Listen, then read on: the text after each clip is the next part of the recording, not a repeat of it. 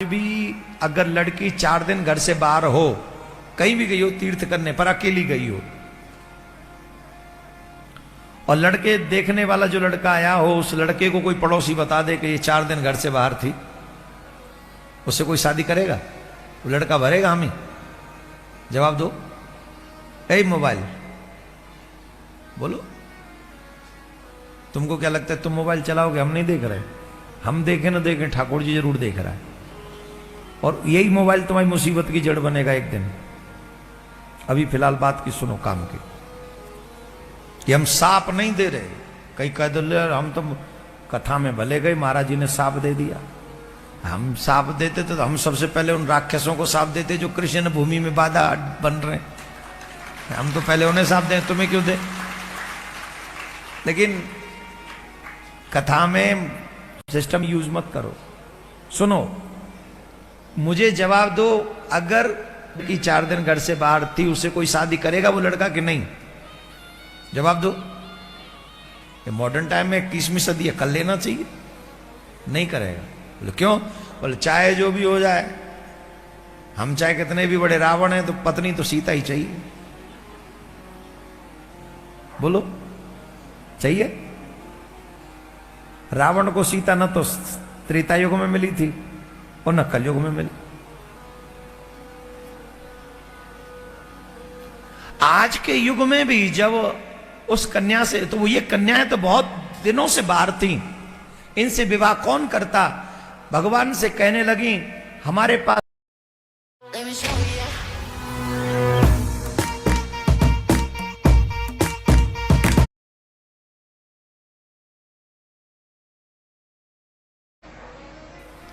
अब प्रश्न यह है कि भगवान का अवतार तो होता है धर्म की रक्षा के लिए, और आत्महत्या करना सबसे बड़ा धर्म है। गलत रास्ते पर अगर एक कन्या जाती है तो जीवन भर 1000 घरों को तोड़ती है कम से कम।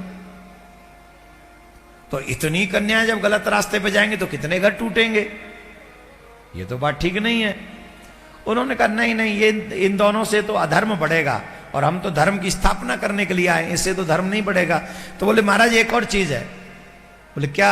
हमने सुना है जिसे कोई स्वीकार नहीं करता उसे आप स्वीकार कर लेते हैं, आप हमें स्वीकार कर लीजिए।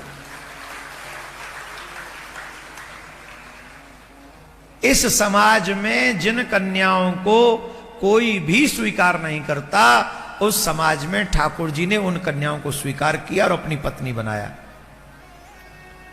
तो भगवान का कोई मन नहीं था, शौक नहीं था कि मुझे विवाह बहुत करने हैं। भगवान विवाह नहीं करते हैं, भगवान भक्तों की इच्छा को पूरी करते हैं। ये भगवान का स्वभाव है। भगवान ने विवाह किए और सभी रानियों के 10-10 पुत्र थे। कितने? जोर से बोलो। 10-10 पुत्र थे और एक एक पुत्री थी। कितनी? 10 पुत्र 1 पुत्री, सबको, सभी को। एक को भी 9 नहीं, एक को भी 11 नहीं।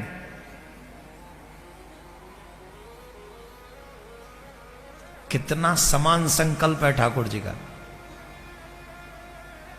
अब आप सोच रहे होंगे भगवान क्या पुत्र ही, संतान ही उत्पन्न करने में लगे रहे? ऐसा नहीं। ये सृष्टि भी संकल्प से हुई है भगवान के। ये जो संसार का संतान उत्पत्ति का जो क्रम है, ये संसार पे लागू होता है, भगवान पे नहीं। लिसन टू मी बड़ी अटेंटिवली, ध्यान से। स्त्री पुरुष मिलेंगे तो थर्ड पर्सन कोई आएगा, ये संसार का क्रम है, भगवान का ये क्रम नहीं है। भगवान तो अपने मन में इच्छा करते हैं और वो इच्छा पूरी हो जाती है। समझ रहे हैं कि नहीं समझ रहे हैं? उदाहरण चाहिए? उदाहरण दें, प्रमाण दें। आजकल के बड़े इंटेलिजेंट नकली इंजीनियर भी तो बैठे हैं दुनिया में। वो विश्वास अपने बाप पे न करें, हम तो गुरुजी ठहरे, हम पे कहां से विश्वास करें? बोले प्रमाण दो पहले। तो प्रमाण लो। अब बताओ सृष्टि पहले उत्पन्न कैसे हुई? नारायण की नाभि से कमल, कमल में से ब्रह्मा। तो स्त्री तो कोई है ही नहीं वहां। है कोई स्त्रियां? नारायण की नाभि में से कमल हुआ। कमल क्यों हुआ? कि भगवान ने संकल्प किया कि कुछ होना चाहिए। एक को हम बहुत श्यामा, एक में से बहुत होना चाहता हूं। तो भगवान ने संकल्प किया, नाभि में से कमल हो गया। कमल में ब्रह्मा जी बैठे थे। ब्रह्मा जी से कहा तुम सृष्टि बनाओ। ब्रह्मा जी ने भी बिना स्त्री के सनक सनंदन सनातन सनत कुमार बनाए। मन में संकल्प किया, वो चारों आ गए। फिर वो चारों से नहीं तो सप्तऋषि आ गए, फिर रुद्र आ गए। और तब भी बात नहीं बनी तो ब्रह्मा जी के दाएं भाग से तो महाराज मनु आए, बाएं भाग से रानी शत्रुपा आई। पहली स्त्री अब यहां से उत्पन्न हुई बाम भाग से ब्रह्मा जी के। बोले ऐसे मानसिक सृष्टि तो बहुत विलंब हो जाएगा, बात बनेगी नहीं, ये सिस्टम ठीक नहीं। अब मैं तुम्हें सृष्टि स्त्री पुरुष मिलकर सृष्टि आगे बढ़ाओ। तो वो प्रथम महाराज मनु और रानी शत्रुपा को पृथ्वी पर भेजा गया और वहां से मानव सृष्टि का सृजन स्त्री पुरुष के मिलने से हुआ। उससे पहले मानसिक सृष्टि ही, संकल्प सृष्टि आप इसे कहिए। मोर के विषय में जानते हो कुछ? मोर, पीकॉक सुने हो? पीकॉक ही न बोलते हैं काजी इंजीनियर महोदय, बताइए। पीकॉक बोलते हैं, मोर। मोर के विषय में सुने हो? इस ब्रह्मांड का सबसे बड़ा, अभी भी अगर कोई ब्रह्मचारी पक्षी है तो वो मोर है। वो कभी स्त्री का संग नहीं करता, मोरनी का संग नहीं करता। जब मोर दुखी होता है, रोता है, मोरनी उसके आंसू पीती है, आंसू। और आंसू जब गिरते हैं मोरनी उसे पान कर लेती है, उससे गर्भ धारण करती है मोरनी। जिसकी पवित्र सृष्टि में मोरनी भी सिर्फ अश्रु पान करके गर्भ धारण करती हो, उसी मोर पंख को कृष्ण धारण करते हैं।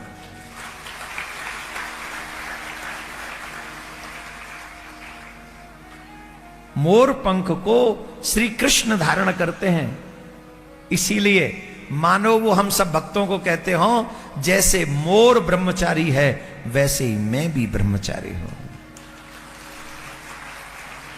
अनेकों मोरनियों के बीच में रहकर भी मोर कामी नहीं होता, वैसे ही भगवान कहते हैं कि अनेकों स्त्रियों के मध्य में रहते हुए भी मैं कामी नहीं हूं। मैं कामी नहीं। इसे जंगल में बैठा हो कोई और कहे मैं बाल ब्रह्मचारी हूं, अब बाबा जहां हवाऊ ना आ रही वहां ब्रह्मचारी होगा और क्या होगा? असली ब्रह्मचारी तब पता चले जहां एक से एक बाल बिखेरती हुई देवियां जा रही हों, कभी इधर लटके कभी इधर झटके हों, फिर पता चल। और उसके बीच में भी तुम्हारे मन की भावना न हिचकोले खाए, उसको कहते ब्रह्मचारी। वो है ब्रह्मचारी। दुनिया में तमाम दुनिया दिख रही है, इसके बाद भी मन में कोई भावना नहीं आ रही। इंद्रियों पर फुली कंट्रोल। भगवान रहते स्त्रियों के मध्य में कितनी 16,108। और काम बेटा है, कामदेव बेटा है। बड़े बेटे का नाम है प्रद्युम्न, वही कामदेव। कौन सा कामदेव? जिसने हम पूरी दुनिया को दुखी कर रखा है। एक फोटो दिखा नहीं, झट व्हाट्सएप नंबर की तैयारी। इससे बात कैसे हो सकती है, कैसे इससे मिला जाए? अरे भाई आहा, अब नहीं जिया जाएगा इसके बिना, मैं मर जाऊंगा। मर जा। अरे तू मर तो वही दिना गए हो जादना, तू ऐसो भयो काओ, जिंदो तो तुम नाम को रह गो। अरे मैया मर गो, क्या बोलना पड़ेगा?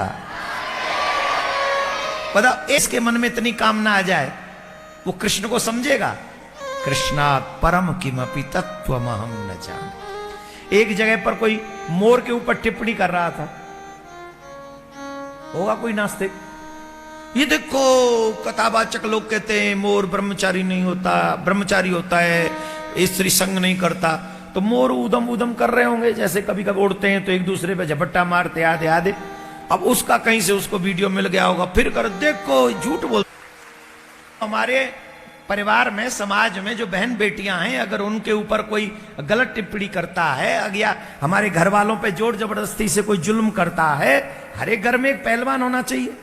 ऐसा जो भाई डांट ने ठोक दे, अब जी तुम्हारा इकलो तो सालग्राम, इकलो तो बादाम, इकलो तो काजू, पप्पू, ये खुद ही नहीं उठ रहा है 12 बजे तक, ये क्या अपनी मम्मी की रक्षा करेगा? ये क्या अपनी बहन की रक्षा करेगा? खुद ही पड़ा हुआ 12 बजे तक, जिसमें हवा आने से जोड़ जाए।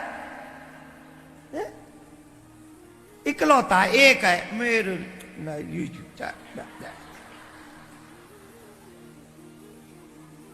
जिम जाए तो वो 5 किलो का डंबल उठाए तो वो हाथ ही नीचे चला जाए।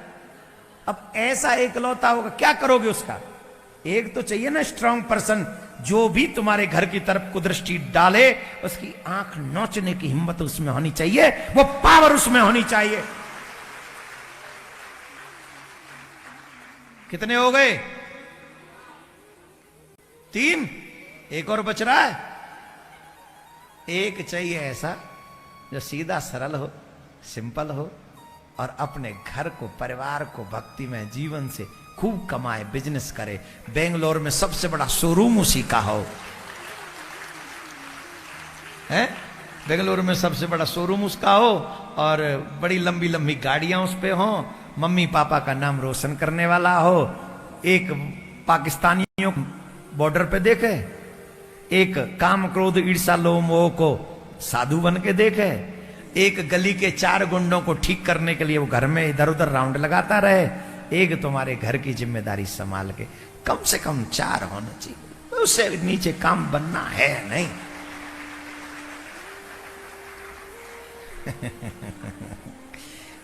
ये इंजीनियर माइंड के लोग कह रहे हैं महाराज बड़ा खतरनाक है, ये गलत ज्ञान दे रहा है हमको, ये ठीक नहीं है। मेरा ज्ञान है, जितना अच्छा लगे उतना ले लेना, नहीं लगे तो मेरा मुझको अर्पण, क्या लागे तेरा, अपना लेके जाना साथ में है। खैर, कम से कम 2 और 3 तो होने चाहिए, 2 तो कंपलसरी। पूछो क्यों? एक इकलौता भाई, वो किसको भाई कहेगा? किसको भाई कहेगा? अगर बहन नहीं है तो उस भाई को बहन नहीं चाहिए जीवन। तुमने तो कह दिया नहीं नहीं नहीं, हम तो प्रण की एक ही है।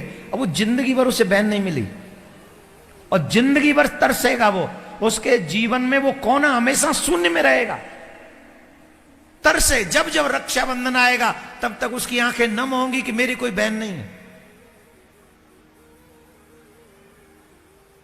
और जब जब कोई पारिवारिक संकट आएगा या सामाजिक संकट आएगा तब तब वो अकेला मुसीबत में खड़ा होगा। वो कहेगा आज मेरा भी भाई होता तो मेरे भी पीछे कोई खड़ा होता, आज मेरे पीछे कोई नहीं खड़ा हुआ है। अरे मम्मी पापाओ, इतने भी कंजूस क्यों हो गए थे बेशर्मो, मुझे अकेला छोड़ गए यहां, अब मैं धरती पर अकेला किस किस से लड़ूं।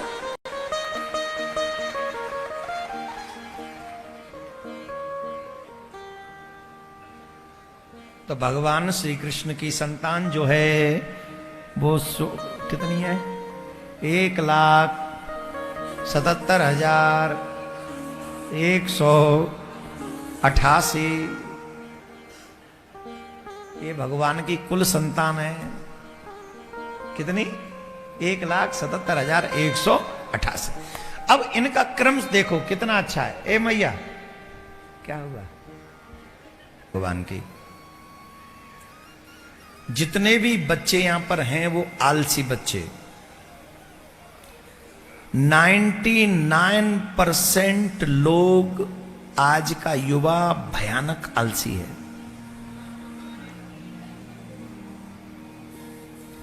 और उस आलस के कारण वो अपने विकास का सबसे बड़ा शत्रु है। जो मनुष्य सूर्य उदय तक सोता रहेगा वो उसका विकास कभी ढंग से हो ही नहीं सकेगा। जिन भगवानों की हम और आप पूजा करते हैं,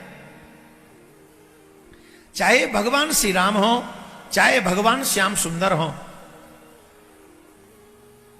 3:30 बजे बिस्तर छोड़ देते मॉर्निंग के। इसका मतलब है वो सो भी जाते होंगे 9-10 बजे। वैसे तो भगवान को सोने की आवश्यकता नहीं है, पर गांव की दिनचर्या यही, हम तो गांव में जन्म हुआ हमारा, तो वहां की दिनचर्या यही है कि 6-7 बजे 8 बजे जब अंधेरा होता है तो सो जाते हैं और आराम से 3 बजे आंख खुल जाती है। वो 6-7 घंटे ही तो चाहिए सोने के लिए। तो जब 6-7 घंटे हम जब 3 बजे जग जाएंगे तो 9 बजे अपने आप 7-8 बजे नींद भी आ जाएगी। 9 बजे भी सो गए, 9 to 12, 3 और 3, 6 घंटे। अब 3.5 लगा लो तो 6.5 घंटे, तो 8:30 बजे सो जाओ, 7 चाहिए तो 8 बजे सो जाओ, 7:30 मिल जाए। लेकिन शहर में जितनी जल्दी नहीं सो सकते, 8 बजे तो नहीं सो सकते, तो लास्ट 10 बजे सो जाओ, 10:30 बजे सो जाओ। अब 2 बजे तक मोबाइल में लगे रहना है, क्योंकि सारे मैसेज तो तब जब सब देवीय दुनिया जब सो जाती है तब शैतानी दुनिया जगती है, और तब शैतानी दुनिया जग के क्या करती है, how are you now,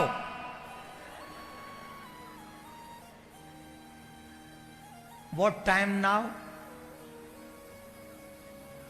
1:30 AM, कीर्तन कर रहा हूं, आजा, कल आजा, आजा कीर्तन करेंगे, भजन करेंगे, आजा, शंख बजाएंगे, ले दे फूकिया में, 1:30 बज रहा है, क्या करेंगे इस टाइम, जवाब दो, 1:30 बज रहा है, क्या करेंगे इस समय, अरे 1:30 बज रहा है, सोएंगे, नहीं नहीं नहीं, फिर बात करेंगे 2-2:30 बजे, फिर सोएंगे 10 बजे तक, 11 बजे तक, नहीं। ये बहुत प्यारा संदेश, भगवान श्री कृष्ण 3:30 बजे बिस्तर छोड़ते हैं, और 3:30 बजे बिस्तर छोड़कर भगवान क्या करते हैं, स्नान करते हैं, स्नान के बाद ध्यान करते हैं, ध्यान के बाद मेरे प्रभु विद्वान ब्राह्मणों को बुलाते हैं, विद्वान ब्राह्मणों को बुलाकर भगवान वेद और पुराणों की कथा सुनते हैं। अकेले नहीं सुनते, अकेले नहीं सुनते, बच्चों को साथ बिठालकर सुनते हैं। बच्चों को साथ में क्यों बिठालते हैं, बोले बच्चों को इसलिए साथ में बिठाल के कथा सुनते हैं कि इनको भी पता होना चाहिए कि हमारा धर्म हमें अच्छा मानव जीना कैसे सिखाता है। Religious education gives you how to live life, how to live life. Nowadays we are learned every day how to earn money. That is the modern education. This is the modern education, how to earn money. Doctor बन रहे हो तो पैसे के लिए, engineer बन रहे हो तो पैसे के लिए, जो भी नेता बन रहे हो तो, वकील बन रहे हो तो, थानेदार बन रहे हो तो पैसे के लिए, वकील जज बन रहे हो तो पैसे। अरे तुम सेवा के लिए तो कुछ कर ही नहीं रहे, जीवन के लिए तो कुछ कर ही नहीं रहे, तुम सब कुछ पैसे के लिए कर रहे हो ना। Money is not everything my dear, I am not against of money, but infatuated with money it's bad thing. Money के लिए पागल हो जाना, आजकल पागल है ये। पैसे के लिए अपने बाप को छोड़ दें, पैसे के लिए अपनी मां को छोड़ दें, पैसे के लिए अपने बॉस से गद्दारी कर दें, पैसे लेके झूठ के साथ खड़े हो जाए, पैसा मिल जाए तो किसी को भी गोली मरवा दे। 10,000 रुपए के पीछे लोग गोली मार देते, क्या है, क्यों? क्योंकि रिलीजियस एजुकेशन नहीं है ना हमारे पास, आध्यात्मिक ज्ञान नहीं है ना हमारे पास। आध्यात्मिक ज्ञान न होने के कारण व्यक्ति संकट में फंसता चला जाता है, फंसता चला जाता है।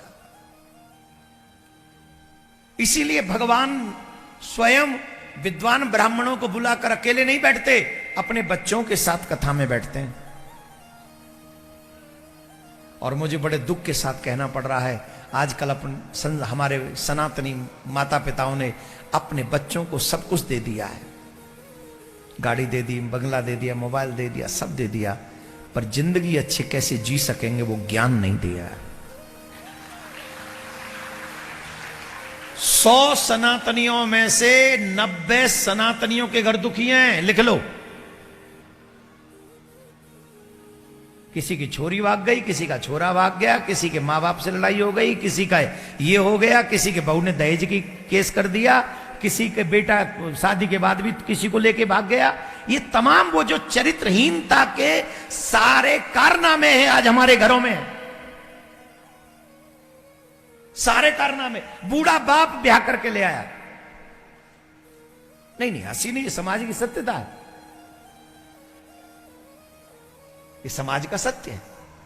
किस कारण है ये इतनी गिरावट, किस कारण है मुझे बताइए। गिरावट किस लिए है? ये गिरावट सिर्फ इसलिए है क्योंकि हम धर्म को नहीं जानते, न जानते हैं न जानना चाहते हैं। आज के युवाओं को एक बात कहते हुए सुना होगा, मेरा मन तो ये करता है, मैं तो यही करूंगा। धर्म मन से नहीं चलता, धर्म मन नहीं है। मन को कंट्रोल में करना धर्म सिखाता है। ये मन तो बड़ा पापी है, तुम्हारा सबसे बड़ा दुश्मन मन है। न खाने वाली चीज को खाने के लिए कहता है तुम्हारा मन, न जाने वाली जगह पर जाने को कहता है तुम्हारा मन, न पीने वाली चीज को पीने को कहता है तुम्हारा मन। जिसे देखने का भी धर्म नहीं है उसका हाथ पकड़ लेने को कहता है तुम्हारा मन। बोलो हां जी कि ना जी? अरे जो आज तुम्हारी है वो कल किसी और की थी। क्या किस्मत, कुछ और मत समझना। जो आज तुम्हारी है वो कल किसी और की थी, कल कहीं और रात थी, आज यहां रात है, कल कहीं और होगी। यही तो समय। इसलिए आध्यात्मिक ज्ञान के लिए श्रीमद् भागवत कथा सुनना बहुत जरूरी है। भगवान भी वेद पुराणों की कथा सुनते हैं, अकेले नहीं सुनते, बच्चों के साथ सुनते हैं।